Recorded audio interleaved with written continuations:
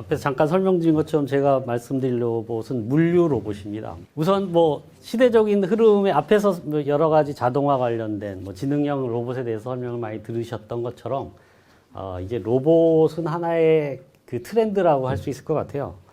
그래서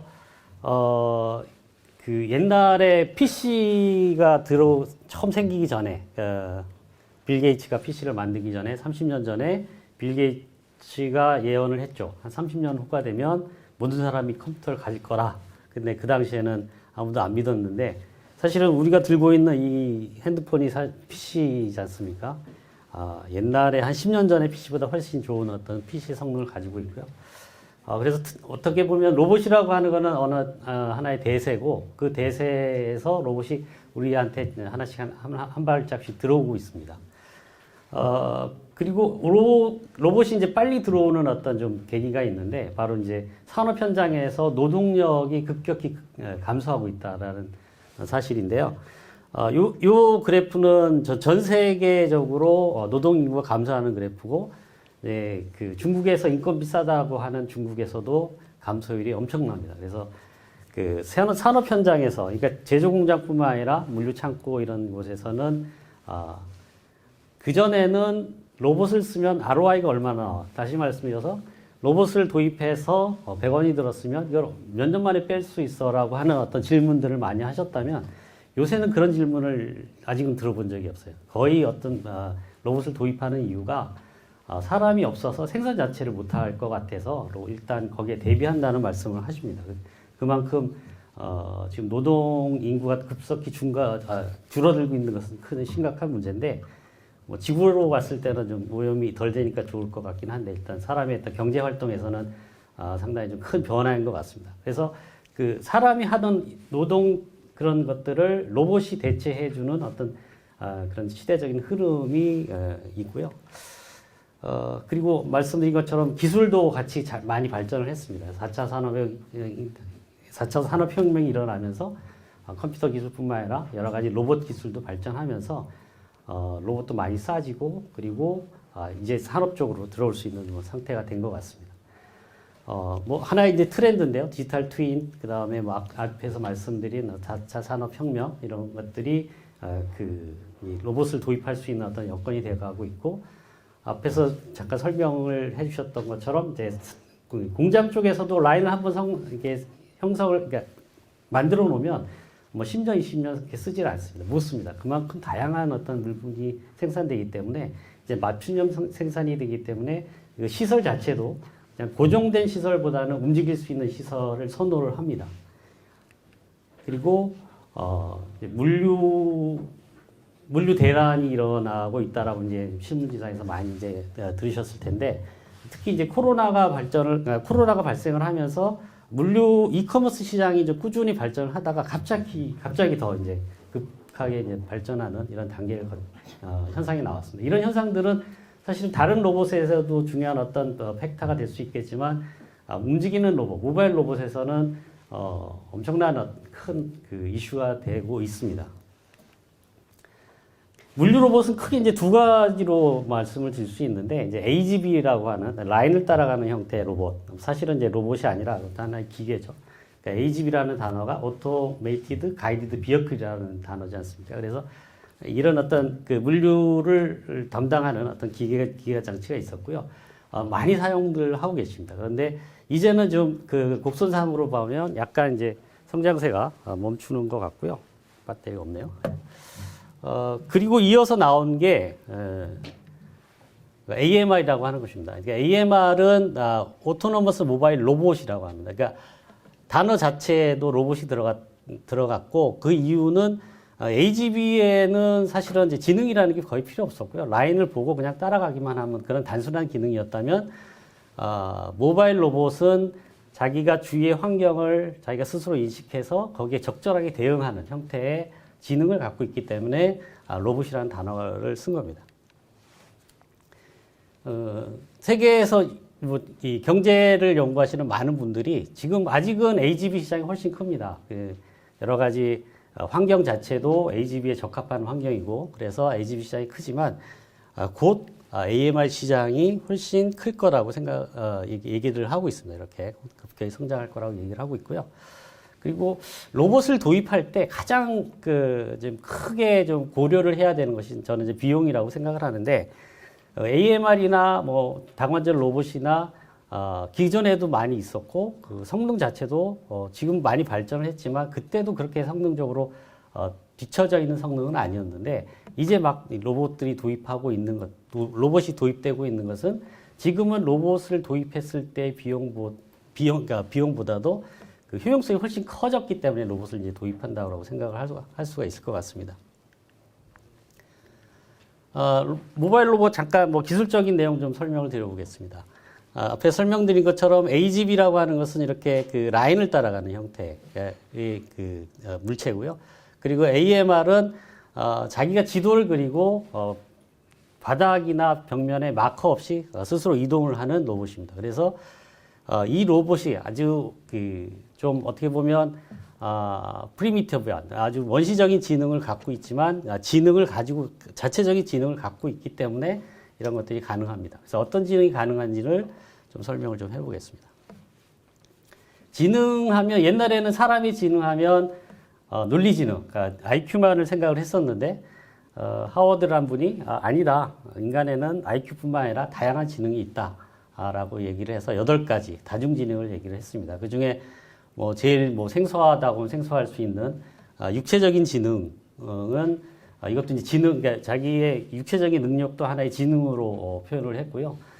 그래서 육체적인 지능이 좋으신 분들, 뭐 손흥민 선수나 이런 분들이 자기의 어떤 지능을 이용해서 많은 수익을 내고 있죠.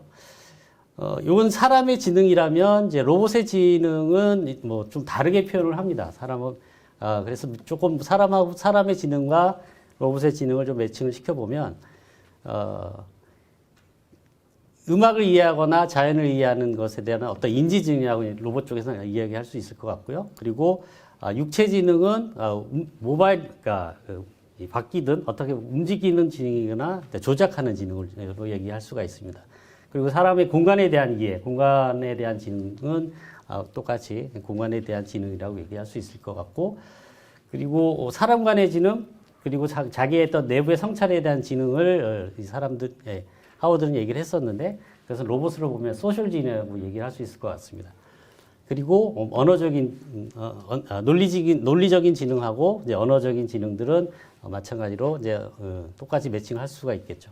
그리고 논리지능 중에는 이제 로봇 쪽에서는 사람하고 좀 다른 게, 사람은 학습하는 능력이 있고, 그리고 어떤 계획을 세우고 추론하는 능력이 있습니다. 그런데 로봇은 그런 어떤 능력들이 아직은 없습니다. 그래서 요 영역이 사실은 좀 가장 그 AI 쪽에서는 가장 좀 하이 레벨의 어떤 지능이라고 할 수 있을 것 같습니다.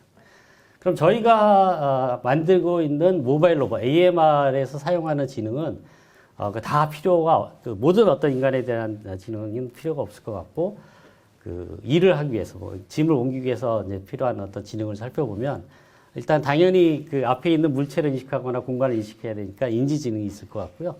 그리고 움직임에 대한 지능, 공간을 이해를 해야 되는 어떤 공간에 대한 지능, 그리고 소셜 지능이라고 말씀을 드렸는데, 소셜 지능은 그 협업하는 어떤 로봇의 입장에서는 사람을 이해하지 않고는 정확하게 협업을 할 수가 없습니다.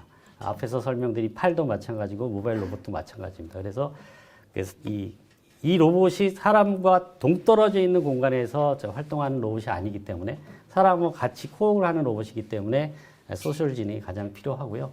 그리고 조금 더 발전을 한다면 자기가 스스로 학습하거나 계획하고 추론하는 지능까지도 필요할 것 같습니다. 저희가 갖고 있는, 저희 티라 로보틱스가 갖고 있는 지능에 대해 좀 설명을 좀 드려보겠습니다. 저희가 추구하고 있는 AMR에 대한 지능은 상식을 가진 로봇이라고 이렇게 표현할 수가 있는데요. 상식이라는 게 상당히 인간들한테는 뭐 너무나 쉽고 아무것도 아닌데, 로봇한테 상식을 갖게 한다는 게 정말 어려운 일입니다. 그래서 예를 들어서 여기 보시는 것처럼 이게 작업장입니다. 작업장에서 이분들은 짐을 싣고 상식적으로 어떤 짐을 어떻게 싣고 어떻게 가야 된다라고는 알지만 이 로봇은 전혀 자기 프로그램을 해주지 않는 이상에 대한 그 상식이 없습니다. 그래서 우리가 추구하고 있는 로봇은 모바일 로봇이 작업 환경을 이해하고 인간의 의도를 이해를 해서 스스로 자기가 어떤 일을 상식적으로 어떤 일을 해야 된다라고 하는 것들을 인지할 수 있는 그런 정도의 이제 로봇을 만드는 게 이제 궁극적인 어떤 로봇 만드는 회사의 꿈인 것 같은데요. 아직은 좀 갈 길이 좀 먼 것 같습니다. 그래서 저희는 이런 지능을 이제 추구하면서 뭐 인지나 뭐 이런 어떤 각종의 각각의 어떤 타스크에 대한 것들을 하나하나 지금 현재로는 조그만 프로그램, 조그만 AI를 가지고 이제 만들고 있고 그래서 종합적으로 어떤 일을 해야 되는가에 대한 것들도 일단은 프로그램으로 하고 있습니다. 그리고 저희 지능이 들어가는 부분은 이제 대부분 공간에 대한 공간을 이해하는 지능하고 소셜을 이해하는 그러니까 사람과의 관계를 이해하는 지능으로 이제 나눠질 수가 있을 것 같고요. 공간에 대한 이해가 있어야 로봇이 A라는 지점에서 B라는 지점으로 사람의 간섭 없이 갈 수 있기 때문에 공간에 대한 이해가 상당히 중요한데요. 그러니까 모바일 로봇에서 공간을 이해하는 방식은 이제 크게 두 가지가 있습니다.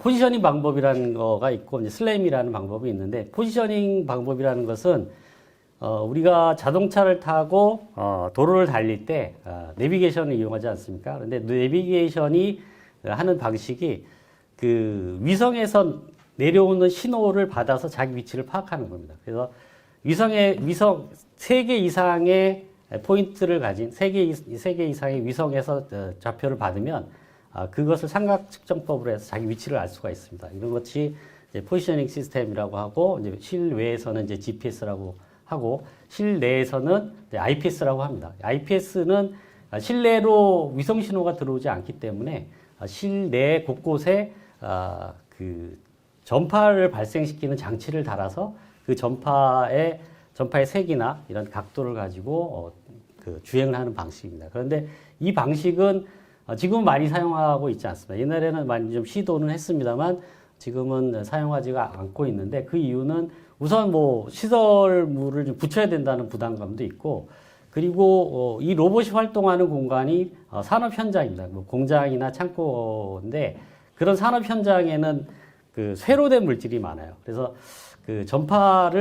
쇠의 특징이 전파를 흡수하기 때문에 이 방식으로 정확하게 자기 포지션, 그러니까 위치를 잡는 것은 이제 상당히 어려워서 이런 방식을 이제 쓰지 않습니다. 그 대신 슬램이라는 방식을 쓰는데, 슬램은 단어에서 이 단어의 뜻에서 나타나는 것처럼 동시에 자기 위치를 파악하면서 지도를 그린다라고 하는 그런 어떤 방식입니다. 그래서 사람으로 따지면 사람이 처음에 삼성역에서 자기가 삼성역을 처음 가서 이 코엑스 안에 이제 지하에 도서관 있지 않습니까? 도서관으로 이렇게 걸어가게 되면 처음 그 삼성역에서 내린 사람은 아무것도 모르니까 그냥 길 따라 가겠죠. 길 따라 가면서 자기도 모르게 자기 앞에 있는 광경들이 자기 머릿속에 이미지가 남고 그리고 한 발짝 한 발짝 가면서 그 이미지가 연결되면서 지도를 그리게 됩니다. 그래서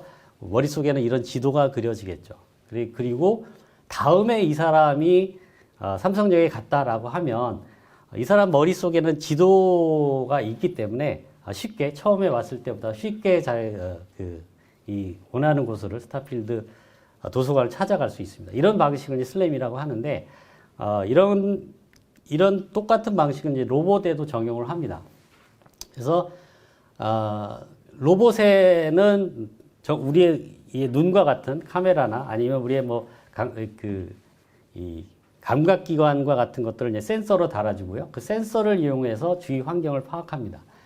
제일 좋은 방식은 사실 카메라겠죠. 카메라를 이용해서 앞에 있는 광경을 찍고 그리고 그걸 이제 쭉 데이터를 만드는데 요새 삼성에서는 2기가 그 화소를 갖고 있는 그 카메라가 나왔지 않습니까? 그런데 이런 방식에는 2기가까지 그런 어떤 고성능의 카메라가 필요하지 않지만 500메가 정도의 화소를 가지고 만약에 지도를 그린다라고 하면 카메라에서 들어오는 정보는 30분의 1초에 500메가씩 들어오는 겁니다. 그러면 30분의 1초씩 500메가에 들어오는 정보를 다 처리를 해서 이렇게 지도를 만들고 그리고 이 로봇이 다음에 똑같은 장소에 놨을 때 자기가 앞에 보이는 화면과 이 지도 속에서 비슷한 화면을 찾아서 자기 위치를 이제 찾아가는 방식이 되겠죠. 아까 말씀드린 것처럼 슬레임이라는 방식이. 그런데 이게 사실은 아직은 아직은 이제 전 세계에 나와 있는 프로세서나 메모리를 봤을 때 이게 사실은 상용으로 아까 말씀드린 것처럼 도입 비용이 너무나 비쌉니다. 그래서 이 전체 3D에 대한 정보를 가지고 주행을 하는 것은 사실은 거의 불가능합니다. 불가능하다는 것은 과학적으로 불가능하다는 게 아니라 상용으로 사용하기 불가능하다는 말씀이고요. 그래서 지금 현재 나와 있는 AMR, 그 자율주행 모바일 로봇은 100% 다, 100%는 좀 그러네요. 거의 모든 회사들이 2D 라이다를 씁니다. 2D 라이다를 쓰는 이유는 그 데이터량 때문에 그렇습니다. 데이터량이 너무 많아서 데이터 처리가 안 되기 때문에 그 데이터를 2D 정보만을 가지고 이제 주행을 합니다. 그런데 이 2D 정보를 가지고 우리가 다니는 도로나 이런 데서는 사람이 다니는 공간에서는 자율주행을 할 수가 없습니다. 데이터가 너무 부족하기 때문에 우리가 갖고 있는 이 평면에 있는 정보만 가지고 위에서 떨어지는 물건이나 그 밑에서 올라오는 물건들 감지가 안 되기 때문에 자율주행이 불가능합니다. 그런데 실내 공간, 특히 그 공장이나 창고처럼 딱 제한된 공간에서는 이 정도 데이터만 가지고도 자율주행이 됩니다. 그래서 현재 나와 있는 그 AMR은 2D 라이다를 쓰는 형태가 되고요. 2D 라이다만을 가지고는 좀 부족하니까 좀 다른 방식을 좀 섞었습니다. 제가 이제 앞에서 말씀인 것처럼 이게 로봇이라고 말씀을 드렸는데, 이제 로봇이라고 하면, 인공지능하고, 그러니까 순수한 인공지능하고 로봇에 들어가는 지능하고 좀 다른데, 순수한 인공지능에서는 사실은 이제 몸이 필요 없지 않습니까? 그래서 좀 우리가 할 수 있는 이 응용 범위가 좀 넓습니다. 그리고 발전 속도도 빠릅니다. 하지만 로봇 쪽에서는 몸을 가지고 있기 때문에 그 발전 속도가 좀 상당히 좀 더딜 수밖에 없을 것 같고요. 그리고 아까 말씀드린 것처럼 로봇의 어떤 그 운동을 할 수 있는 능력 자체도 상당히 좀 제한적이기 때문에 우리가 말하는 순수한 AI보다는 로봇에 들어가는 AI가 훨씬 좀 어렵다고 볼 수가 있을 것 같습니다. 요 표는 이 로봇, 물류 로봇이 어떤 육체를 가지고 있고 어떻게 이제 어떤 지능으로 어떻게 움직이는가를 이제 도표로 나타낸 건데요.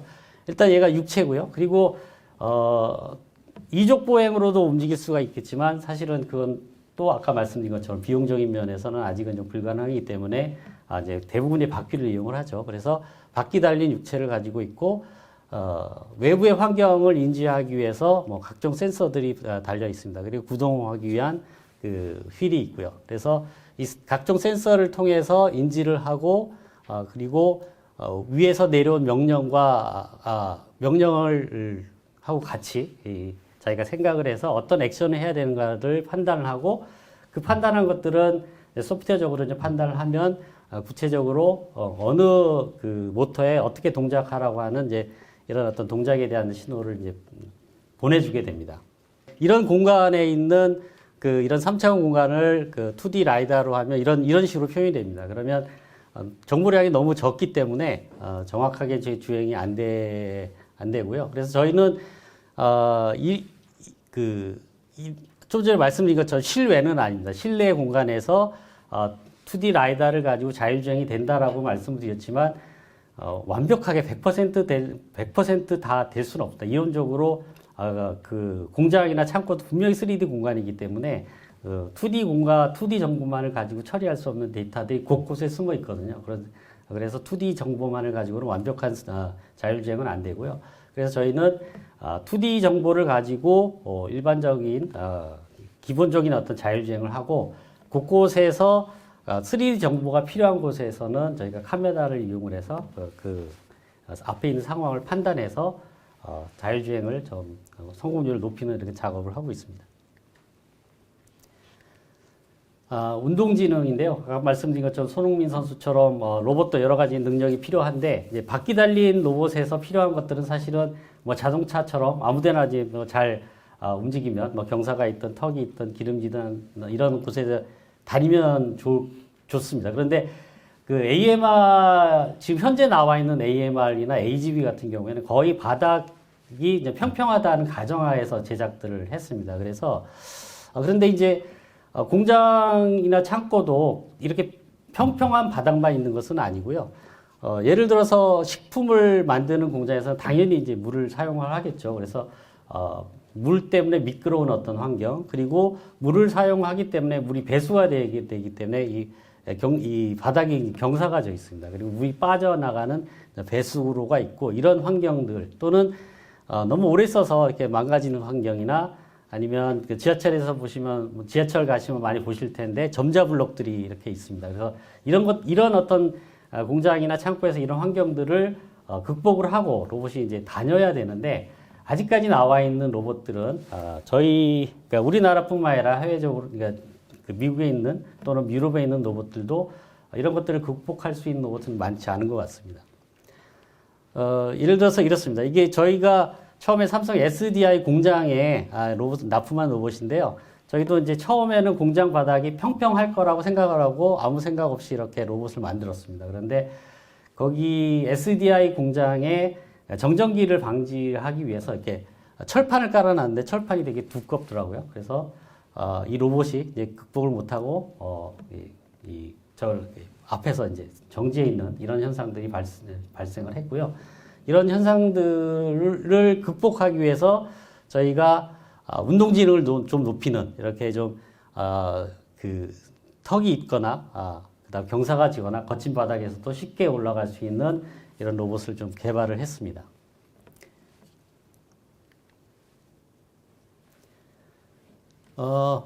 그래서 저희가 이렇게 개발을 좀 한 것들이 효과를 좀 많이 나타내고 있는데요. 이것은 엘리베이터를 탑승을 좀 하는 광경입니다. 근데 한국에 있는 KS, 그러니까 이 한국 스탠다드에서 엘리베이터를 탑승하는 로봇에 대한 규격을 만들었어요. 이런 정도의 단차나 간격도 극복을 해야 된다라고 만들어 놓은 규격인데요. 이 규격에 의하면 엘리베이터와 건물 사이의 간격이 30mm, 그리고 엘리베이터가 움직이면서 생기는 단차를 20mm를 이래가 있다고 하더라도 로봇이 탑승이나 나와야 된다고 이런 규정을 만들어 놨습니다. 엘리베이터, 요새 만든 엘리베이터는 그렇게 뭐 단차가 크거나 간격이 넓지는 않은데, 좀 오래된 엘리베이터는 이런 간격들이 있습니다. 그런데 로봇 입장에서는 무조건 새 건물만 들어갈 수는 없는 상황이기 때문에 이제 KS에서 이런 규정을 만들었고요. 저희 로봇은 좀 전에 보여드린 그런 어떤 운동지능을 가지고 쉽게 엘리베이터에 탑승이 가능하고, 그리고 저희가 수주받은 것 중에 삼성물산에서는 이렇게 이제 경사로가 있는데 이런 경사로에 1톤의 물건을 싣고 이동할 수 있는 로봇을 의뢰를 저희한테 했었고요. 그분들이 삼성물산에서 저런 로봇을 좀 만들어 줬으면 하는 곳을 찾기 위해서 전국에 있는 로봇 회사를 다 다니셨다고 합니다. 그런데 아무도 가능하다는 분이 없어서 저희가 수의 계약으로 이제 계약을 했습니다. 아시는 것처럼 대기업에서는 수의 계약을 안 하지 않습니까? 그런데 뭐 유일하게 저희만 할 수 있었기 때문에 수의 계약을 해서 납품을 드렸습니다. 보통 이제 지금 밑에서도 이제 전시를 하고 있는데 그 물류 로봇 회사들이 로봇을 전시할 때 보면 뭐 바닥을 자세히 보시면 일부러 이렇게 평탄화 작업을 하고 전시들을 하세요. 그 이유는 거친 바닥에서 이런 어떤 성능이 안 나오기 때문에 그렇게 이제 작업을 하는 거고요. 저희는 일부러 저희가 이제 일부러 거친 바닥을 만들어 놓고 그런 것들을 시연을 드립니다. 여기는 파커라는 곳인데요. 파커 코리아 밸브를 만드는 데입니다. 근데 여기 보시는 것처럼 미끄럼주의라고 써 있는 것처럼 그 바닥이 좀 미끄럽습니다. 여기는 미끄러웠고요. 저 사이트가 아까 이 밸브를 만들다 보니까 쇠를 이렇게 잘라내야 되는 어떤 공정이 있었고 그 쇠를 잘라낼 때 그 절삭류를 사용을 하고 계셨어요. 그런데 절삭류가 공장에 아무래도 떠다니니까 이제 공장 바닥이 미끄러웠고요. 저 공장에서 이제 로봇을 도입하기 위해서 미국에 있는 유명한 회사 로봇을 몇 군데 테스트를 하셨는데 결국은 이제 실패를 하셨고 그 중에 이제 그 실험을 하시던 어떤 저희 어떻게 보면 이제 경쟁사분이 저희 로봇을 소개를 해 주셔서 저희가 가서 이제 납품드린 사이트입니다. 그리고 많이 보셨겠지만 이런 어떤 카트, 이게 롤테이너라고도 하는 이런 카트가 있는데 이 롤테이너나 카트는 그 공장이나 창고에서 많이들 사용을 하십니다. 여기서 용도는 로봇이 옛날부터 없었을 때 한꺼번에 많은 물건을 싣고 사람이 밀면서 다닐 수 있게 그때는 이제 작업하시는 분이 많았기 때문에 작업하시는 분들이 그 많이 실은 물건을 가지고 이제 이동시킬 수 있게 만들어 놓은 카트고요. 그런데 이제 이 카트 자체도 물건을 많이 실으면 이렇게 좀 작업하시면 힘든 상태죠.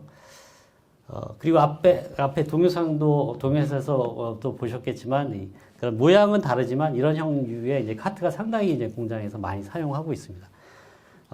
그런데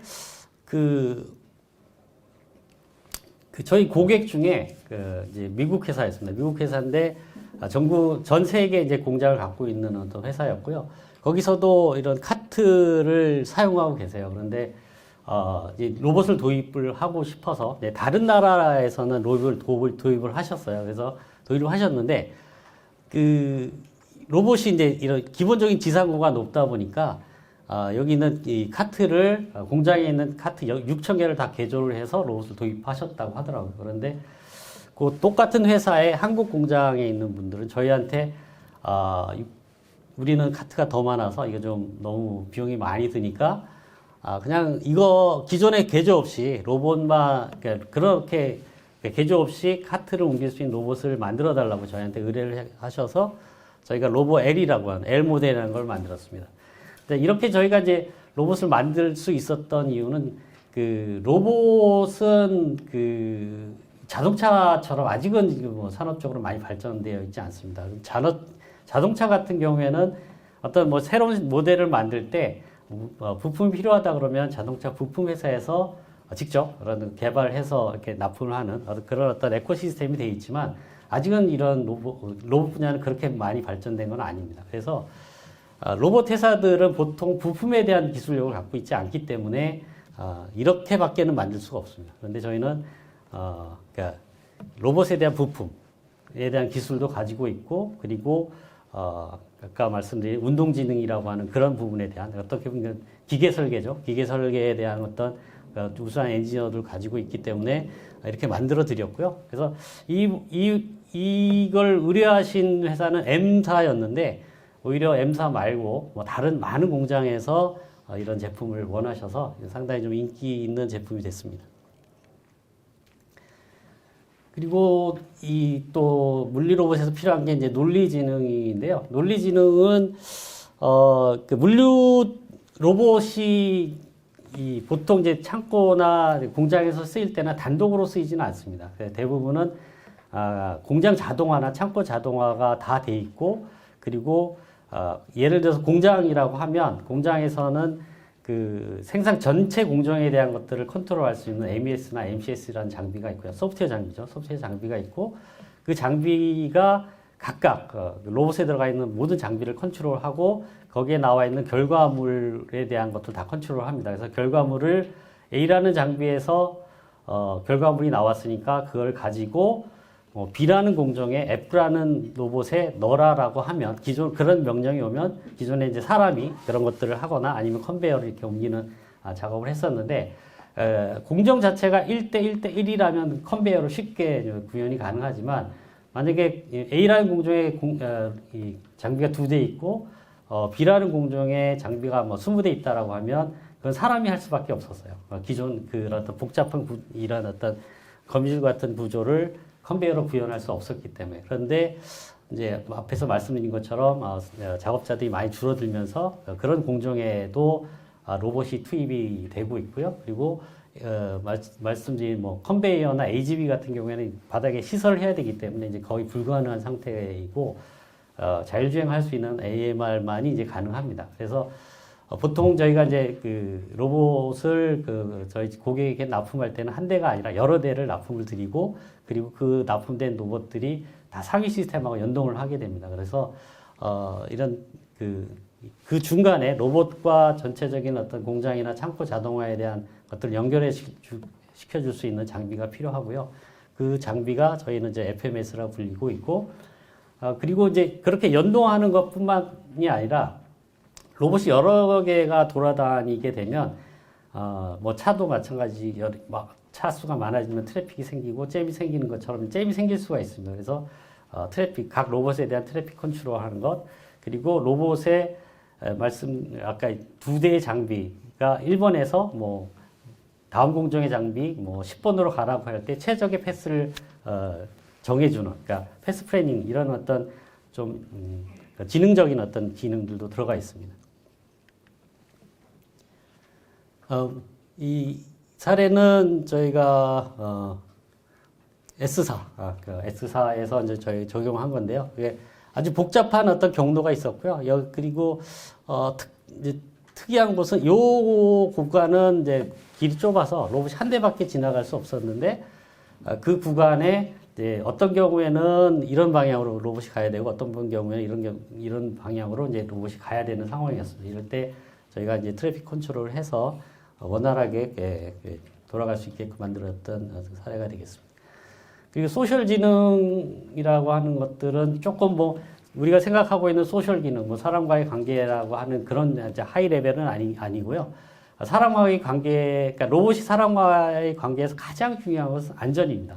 로봇이 사람을 다치게 하면 안 되기 때문에 안전에 대한 어떤 여러 가지 그 대책들을 마련을 하고 있고요. 저희 로봇은 일반적으로 라이다를 가지고 이렇게 360도를 이제 감시를 하고 그리고 앞뒤에 이제 카메라가 있습니다. 그래 카메라를 가지고 전방이나 후방에서 들어오는 어떤 물체를 감지를 하고 그리고 혹시 그 접촉됐을 때를 대비해서 범퍼가 있습니다. 범퍼가 눌리게 되면 즉시 로봇이 정지할 수 있는 이런 안전에 대한 시스템도 되어 있고요. 그리고 보통 이제 이제 코옥 할 경우에는 이 작업자들이 이제 예를 들어서 창고에서 물건을 피킹한다고 생각할 때 모든 분들이 작업자분들이 거기에 익숙하지 않지 않습니까? 대부분 이제 알바식으로 뭐 며칠 일하고 나가시는 이런 분들이 있기 때문에 그런 분들한테 쉽게 이 어떤 일을 해야 되고 나는 어떤 일을 대기하고 있다라고 하는 그런 어떤 커뮤니케이션이 상당히 중요합니다. 그래서 그런 것을 어떻게 이제 작업자하고 좀 사람의 언어로서 표현할 수 있는가에 대한 것도 연구를 하고 있습니다. 그래서 여기 이제 화면이 있고요. 그래서 말씀드린 것처럼 뭐 이 피킹 하시는 분한테 옆에 있는 렉에서 이 물건을 집어주세요라고 하는 이런 어떤 HRI라고 하는데 HRI 기술도 저희가 가지고 있습니다. 그래서 앞에서 말씀드린 것들 좀 요약을 하면 저희는 AWG 시스템이라고 하는 어떤 좀 기계적인 어떤 육체적인 어떤 좋은 어떤 장점을 갖고 있어서 경사로나 턱이나 미끄러운 공간에 대한 것들도 좀 쉽게 극복이 가능할 수 있고요. 그리고 저희는 그 핵심 어떤 부품들 스스로 만들고 있습니다. 그래서 이제 이거는 이제 쉽게 말씀드리면 모터 모듈인데요. 정확히 모터만 있는 건 아니고 그 안에 엔코더나 감속기나 여러 가지 장치가 들어가 있는데 이런 장치들을 기존에는 모터 사고, 엔코더 사고, 감속기 사고 이렇게 붙여서 사용을 합니다. 보통 이제 대부분의 어떤 로봇 회사들은 그렇게 되면 상당히 좀 커지는데 저희는 그거를 하나 일체형으로 만들어서 크기는 3분의 1로 줄고 동일한 어떤 힘을 내면서 더욱 안정적이고 내구성을 가진 어떤 제품을 만들어서 로보 L이라고 하는 것들을 탄생을 시켰습니다. 그리고 그 자율주행도 2D 라이다, 2D 정보를 가지고 불충분한 자율주행에 대한 것들을 3D 정보를 곳곳에서 이용을 함으로써 완벽한 어떤 자율주행이 될 수 있도록 하는 하이브리드 슬랩을 갖고 있고 기타 안전이나 그리고 사람하고의 어떤 코어를 쉽게 할 수 있는 이런 기술들을 가지고 있습니다. 저희 회사가 이제 티라 로보틱스인데요. 저희 회사의 모 회사가 티라 유텍입니다. 티라 유텍은 공장 자동화에 대한 소프트웨어 토탈 솔루션을 가지고 있고, 그리고 더불어서 물류 쪽에 대한 어떤 그 로봇 솔루션을 가지고 있어서 공장 자동화에 대해서 전체적인 어떤 컨설팅도 해드릴 수 있고 제품도 공급해드릴 수가 있습니다. 저희 라인업입니다. 그 무게에 따라서 300, 200, 1000 모델이 있고요. L 모델이 있습니다. 그리고 저희가 지금 모델을 만들 때 이런 어떤 기본 모델을 제외하고는 저희 연구소에서 모델을 개발하지 않습니다. 다시 말씀드려서 아이디어를 내지 않습니다. 그 이유는 뭐냐면 연구소에서 아이디어를 내봤자 그 현장에서 검증되지 않았기 때문에 어떻게 보면 뭐 좀 학생들의 대학생의 어떤 그 연습하는 그런 거밖에 안 됩니다. 그래서 저희는 철저하게 고객이 요청하는 사양에 대해서 그 물건이 시장성이 있다고 판단할 때 그 물건을 만들어서 이제 라인업을 만들어 나갑니다. 앞에 설명드린 여러 가지 기술에 대해서 좀 특허를 가지고 있고요.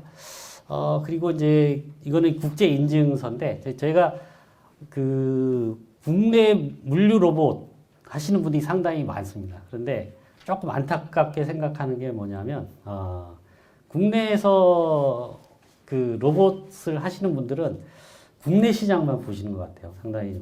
근데 사실은 국내 시장에서 이 작은 시장에서 우리나라에서 로봇을 만들게 되면 우리만 경쟁하는 건 아니지 않습니까?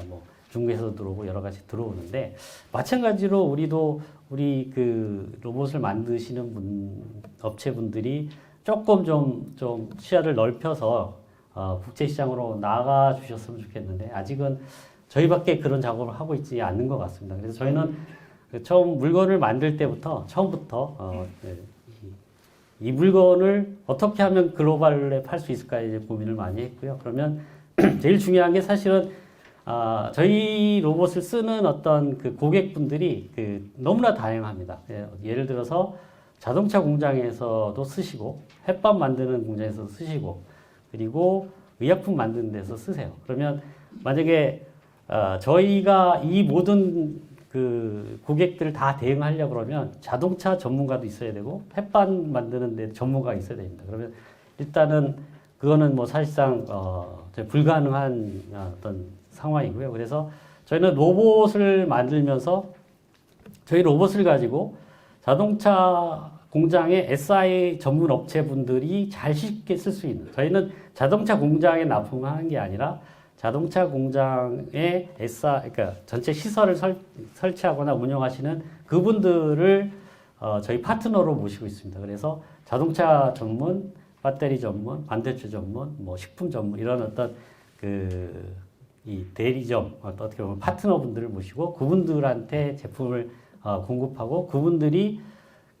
쉽게 최종 엔드 유저한테 공급할 수 있도록. 그러니까 보통 이제 로봇이 모바일 로봇만 필요한 것이 아니라 그 위에 컨베이어도 올라가고 리프트도 올라가고 함체도 올라가고 다양한 어떤 왜 형상이 나타나게 되는데 그런 것들을 쉽게 제작할 수 있는 표준, 기구적인 표준, 회로적인 표준, 소프트웨어적인 표준을 만들어서 그분한테 드리고 있어요. 그래서 그분들이 활동을 하고 국내 시장에서도 활동하고 있는데 그런 결정을 내린 가장 큰 이유는 사실은 이제 저희가 해외 쪽에 나가려고 생각을 하다 보니까 해외 시장에 아까 말씀드린 그 다양한 업체에 다양한 나라에 우리 회사에서 직원들이 다 대응을 한다라고 하는 것은 사실 불가능하고 아마 삼성 정도 규모가 돼도 그건 불가능하다고 생각을 합니다. 그래서 저희는 그런 어떤 글로벌 정책에 따라서 그 표준을 만들고 표준을 만든 것을 다 이렇게 국제 인증을 받았습니다. 그래서 저희는 이제 수출도 좀 하고 있는데요. 다른 어떤 국내에 있는 모바일 로봇 회사에서도 조금 좀 시야를 넓혀서 국내 시장뿐만 아니라 좀 해외로 진출을 했으면 좋을 것 같습니다. 사례입니다. 이게 사실은 이제 로봇을 도입하시는 공장이나 창고에서는 대부분은 이 공장 내부가 이제 비밀이기 때문에 이렇게 좀 노출된 것들은 이제 제한적으로 좀 양해를 받아서 저희가 이제 설명을 드릴 수 있을 것 같은데요. 뭐 많은 어떤 저기 그 파트너들이 계시고요. 그 중에서 몇 군데만 한번 보겠습니다. 우선 저희가 로봇을 이제 그 물류 로봇을 도입하려고 하시는 고객들이 오시면 제일 먼저 하는 것들이 그분들이 뭘 원하는지. 사실은 그분들은 이 물건을 이렇게 옮겨줘. 그러니까 단순하게 어떤 결과에 대한 것들을 요청을 하시지 자세한 것들은 잘 모르세요. 그러니까 로봇이나 이런 어떤 환경을 모르시기 때문에 그래서 저희가 제일 먼저 고객이 오시면 현장에서 같이 현장을 파악합니다. 현장을 파악해서 거기에서 이 물류 동선은 어떻고 어떤 물건을 어떻게 이송을 해야 되는 것들을 좀 같이 파악을 하고요. 그리고 거기에 맞는 어떤 시스템하고 로봇을 설계해서 그리고 이제 운영할 수 있는 운영 시스템을 만들어서 이제 셋업을 해서 제공을 합니다.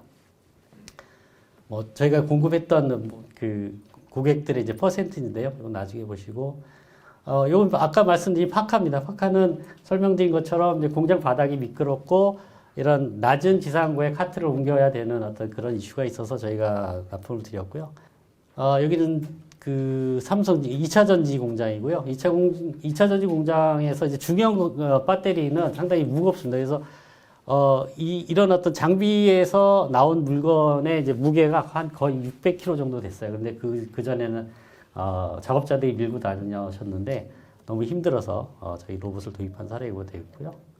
여기는 아모레 퍼시픽 공장입니다. 아모레 퍼시픽 공장에서는 이미 자동화가 많이 돼 있으셨고 AGV도 많이 쓰셨는데 AGV가 다닐 수 없는 아까 말씀드린 어떤 복잡한 어떤 구조의 경로 구조에서 AMR을 좀 도입을 하려고 하고 계시고 저희뿐만 아니라 뭐 해외산도 많이 쓰고 계신데요. 저희가 들어갈 수 있었던 거는 그 해외 제품들이 특정한 영역에서는 주행이 안 됐어요. 그러니까 통로가 너무 좁거나 너무 복잡하면 주행이 안 되는 문제가 있어서 저희가 해결을 해드리고 계속 납품을 드리고 있습니다. 여기는 물류 창고입니다. 여기 물류창고에 보면 그 자동 창고, 뭐 ASRS라고 하는 것들이 있는데 ASRS, 그러니까 자동 창고에서 물건이 나오면 그 물건을 다른 어떤 이송지, 언패킹하는 곳이나 아니면 차에 실는 어떤 그런 중간의 과정이 필요했고요. 거기에 저희 로봇이 납품됐습니다. 그래서 이런 지금 창고에서 나온 물건을 싣고 이동하는 모습입니다. 이건 이제 건설 현장인데요. 좀 전에 말씀드린 삼성물산에서 저희를 좀 찾아왔다고 말씀드렸던 그 현장입니다. 이게 반도체 공장 외벽 공사를 끝내고 내장재 공사를 하면서 말씀드렸던 경사로나 그리고 이런 턱이 넘는 이런 아무래도 공사판이다 보니까 여러 가지 바닥이 거친 환경에서 돌아갈 수 있는 로봇을 원해서 만들어 드렸고요. 이거는 병원입니다. 대형 병원인데 국립암센터에서 암센터 병원에서도 의외로 이제 무거운 물건들이 많더라고요. 수액이나 이런 것들을 각 이제 창고에서 병실이나 아니면 의사분들한테 배달해 주는 어떤 그런 곳인데 보통은 야간에 그런 물건들을 싣고 엘리베이터를 타서 의사가 계신 방이나 이런 곳에 배치해 드리는 로봇이었고 여기서도 이런 어떤 엘리베이터가 이슈가 있어서 저희가 납품을 드렸습니다. 네, 간단하게 이걸로 설명을 마치겠습니다. 감사합니다.